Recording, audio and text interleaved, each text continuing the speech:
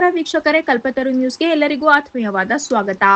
Neat ಸೇರಿದಂತೆ ವಿವಿಧ ಪರೀಕ್ಷೆಗಳ ವೈಫಲ್ಯ ಖಂಡಿಸಿ ಎನ್ಎಸ್ಯುಐ ಪ್ರತಿಭಟನೆ. ತುಮಕೂರು ಜೂನ್ 2 ನೀಟ್, ಎಸ್ಎಸ್ಸಿ, ಜಿಡಿ, ಯುಜಿ ಪ್ರವೇಶ ಹಾಗೂ ಸಿಬಿಎಸ್ಇ 12ನೇ ತರಗತಿ ಸೇರಿದಂತೆ 84ಕ್ಕೂ ಹೆಚ್ಚು ಪರೀಕ್ಷೆಗಳ ಪ್ರಶ್ನೆ ಪತ್ರಿಕೆ ಸೋರಿಕೆಯಿಂದ ಲಕ್ಷಾಂತರ ವಿದ್ಯಾರ್ಥಿಗಳ ಭವಿಷ್ಯ ಹಾಳಾಗಿದ್ದರೂ ಕೇಂದ್ರ ಸರ್ಕಾರ ಯಾವುದೇ ಹೊಣೆಗಾರಿಕೆ ವಹಿಸಿಲ್ಲ ಎಂದು ಕೆಪಿಸಿಸಿ ಉಪಾಧ್ಯಕ್ಷ ಮುರಳೀಧರ್ ಹಾಲಪ್ಪ ಆರೋಪಿಸಿದರು. ನಗರದ ಟೌನ್ ಹಾಲ್ ಮುಂಭಾಗದಲ್ಲಿ ಎನ್ಎಸ್ಯುಐ ತುಮಕೂರು ಜಿಲ್ಲಾ ಘಟಕ ಹಮ್ಮಿಕೊಂಡಿದ್ದ ಪ್ರತಿಭಟನೆ ಹಾಗೂ ಮಾನವ ಸರಪಳಿ ಕಾರ್ಯಕ್ರಮದಲ್ಲಿ ಮಾತನಾಡಿದ ಅವರು, ಕೇಂದ್ರದ ಪರೀಕ್ಷಾ ವ್ಯವಸ್ಥೆಯಲ್ಲಿ ಪಾರದರ್ಶಕತೆಯ ಕೊರತೆ ಇದ್ದು ನೀಟ್ ಪರೀಕ್ಷೆಯ ವೈಫಲ್ಯದ ಹೊಣೆಯನ್ನು ಇತರರ ಮೇಲೆ ಹಾಕಲಾಗುತ್ತಿದೆ ಎಂದು ಟೀಕಿಸಿದರು. ಶಿಕ್ಷಣ ಸಚಿವರನ್ನು ವಜಾಗೊಳಿಸಿ ರಾಷ್ಟ್ರೀಯ ಪರೀಕ್ಷಾ ಸಂಸ್ಥೆ ಎನ್ಟಿಎ ರದ್ದುಗೊಳಿಸಿ ರಾಜ್ಯಗಳಿಗೆ ಪರೀಕ್ಷೆ ನಡೆಸುವ ಅಧಿಕಾರ ನೀಡಬೇಕು ಎಂದು ಒತ್ತಾಯಿಸಿದರು. ಎನ್ಎಸ್ಯುಐ ಮುಖಂಡ ಜೈನ್ ಮಾತನಾಡಿ, ನೀಟ್ ಪರೀಕ್ಷೆಯಿಂದ ಬಡ ವಿದ್ಯಾರ್ಥಿಗಳಿಗೆ ಅನ್ಯಾಯವಾಗಿದ್ದು ಪ್ರಶ್ನೆ ಪತ್ರಿಕೆ ಸೋರಿಕೆ ಪ್ರಕರಣಗಳಲ್ಲಿ ತಪ್ಪಿತಸ್ಥರ ವಿರುದ್ಧ ಕ್ರಮ ಕೈಗೊಳ್ಳದಿರುವುದು ಖಂಡನೀಯ ಎಂದರು. ಕೇಂದ್ರ ಸರ್ಕಾರದ ನಿರ್ಲಕ್ಷ್ಯ ಮುಂದುವರೆದರೆ ರಾಷ್ಟ್ರವ್ಯಾಪಿ ಹೋರಾಟ ಹಮ್ಮಿಕೊಳ್ಳುವುದಾಗಿ ಎಚ್ಚರಿಸಿದರು. ನೆಹರು ಬಾಲ್ಮನ್ ಜಿಲ್ಲಾ ಸಂಚಾಲಕ ಅದೀಬ್ ಅಹಮದ್ ಮಾತನಾಡಿ, ವರ್ಷಗಳ ಕಾಲ ಶ್ರಮಪಟ್ಟು ಪರೀಕ್ಷೆಗೆ ಸಿದ್ಧರಾಗುವ ವಿದ್ಯಾರ್ಥಿಗಳ ಭವಿಷ್ಯದೊಂದಿಗೆ ಕೇಂದ್ರ ಸರ್ಕಾರ ಆಟವಾಡುತ್ತಿದೆ ಎಂದು ಆರೋಪಿಸಿದರು. ಈ ಸಂದರ್ಭದಲ್ಲಿ ಜಿಲ್ಲಾ ಕಾಂಗ್ರೆಸ್ ಅಧ್ಯಕ್ಷ ಜಿ ಚಂದ್ರಶೇಖರ್ ಮಾತನಾಡಿ, ಕೇಂದ್ರ ಸರ್ಕಾರ ಅಧಿಕಾರದ ಬಗ್ಗೆ ಮಾತ್ರ ಆಸಕ್ತಿ ತೋರಿಸುತ್ತದೆ, ವಿದ್ಯಾರ್ಥಿಗಳ ಸಮಸ್ಯೆ ಬಗ್ಗೆ ನಿರ್ಲಕ್ಷ್ಯ ವಹಿಸಿದೆ ಎಂದು ದೂರಿದರು. ಶಿಕ್ಷಣ ಸಚಿವರು ನೈತಿಕ ಹೊಣೆ ಹೊತ್ತು ರಾಜೀನಾಮೆ ನೀಡಬೇಕು ಎಂದು ಈ ಸಮಯದಲ್ಲಿ ಆಗ್ರಹಿಸಿದರು. ಪ್ರತಿಭಟನೆಯಲ್ಲಿ ಕಾಂಗ್ರೆಸ್ ಹಾಗೂ ಎನ್ಎಸ್ಯುಐ ಮುಖಂಡರು, ಕಾರ್ಯಕರ್ತರು ಮತ್ತು ನೂರಾರು ಯುವಕರು ಭಾಗವಹಿಸಿದ್ದರು. ವರದಿ ಉದಯ್ ಕುಮಾರ್, ಕಲ್ಪತರು ನ್ಯೂಸ್, ತುಮಕೂರು.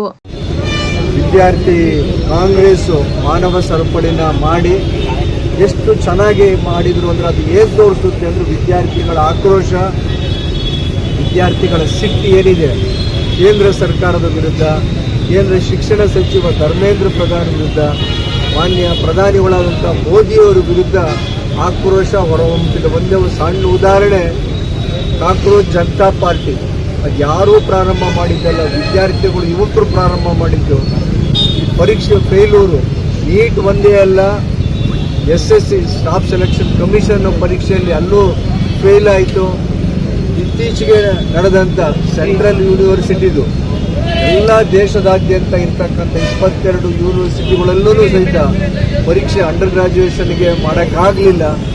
ಜೊತೆಗೆ ಸಿಬಿಎಸ್ಇ 12ನೇ ತರಗತಿ ರಿಸಲ್ಟ್ ಬರಲಿಲ್ಲ.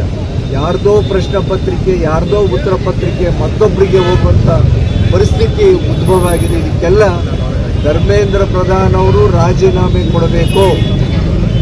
ಮಾನ್ಯ ಪ್ರಧಾನಿಗಳು ಫಾರಿನ್ನಿಂದ ವಾಪಸ್ ಬಂದು ನಮ್ಮ ಭಾರತ ದೇಶ ಹೇಗಿದೆ ಅಂತೇಳಿ ಅದನ್ನಾದ್ರೂ ಒಂದು ಸ್ವಲ್ಪ ಗಮನಿಸಲಿ. ಧರ್ಮೇಂದ್ರ ಪ್ರಧಾನ್ ಅವರು ಮೊದಲು ಆ ಪೋಸ್ಟಿಂದ ಕಿತ್ತಾಕಿ ಸಮರ್ಥರು, ದಕ್ಷ ಯಾರಿದ್ದಾರೆ ಅವ್ರನ್ನ ಶಿಕ್ಷಣ ಸಚಿವರಾಗಿ ನೇಮಕ ಮಾಡಲಿ ಅಂತೇಳಿ ಕೊಡ್ಕೊಳ್ತೀನಿ. Okay sir. ನಾನು ಹೇಮಂತ್ ಅಂತ, ಎನ್ಎಸ್ಯು ಒಂದು ಸ್ವಲ್ಪ ಜೋರಾಗಿ. ಅವರು ಈಗ ನೀಟಲ್ಲಿ ಸ್ಕ್ಯಾಮ್ ನಡೆಸ್ಕೊಂಡು ಎಲ್ಲರೂ ತೀರ್ಕೊಂಡು ಪ್ರೊಟೆಸ್ಟ್ ಮಾಡ್ತಿರೋದಕ್ಕೆ ಎಲ್ಲ ಬೆಂಬಲ ಎಲ್ಲ ಒಗ್ಗಟ್ಟಾಗಿ ಈ ಥರ ಯೂನಿಯನ್ ಇದೆ, ಎಲ್ಲ ನಾವು ಪ್ರೊಟೆಸ್ಟ್ಗೆ ಒಂದು ಬೆಂಬಲ ಸಿಗಬೇಕಾಗುತ್ತೆ. ಎಲ್ಲ ಒಗ್ಗಟ್ಟಾಗಿದ್ದರೆ ನೈತಿಕ ಹೊಣೆ ಹೊತ್ತಿಗೆ ಅವರು ಧರ್ಮೇಂದ್ರ ಪ್ರಸಾದ್ ಅವರು ರಾಜೀನಾಮೆ ಕೊಡಲೇಬೇಕು ಅಂತ ನಾವು ಪ್ರೊಟೆಸ್ಟ್ ಮಾಡ್ತಿದ್ದೀವಿ.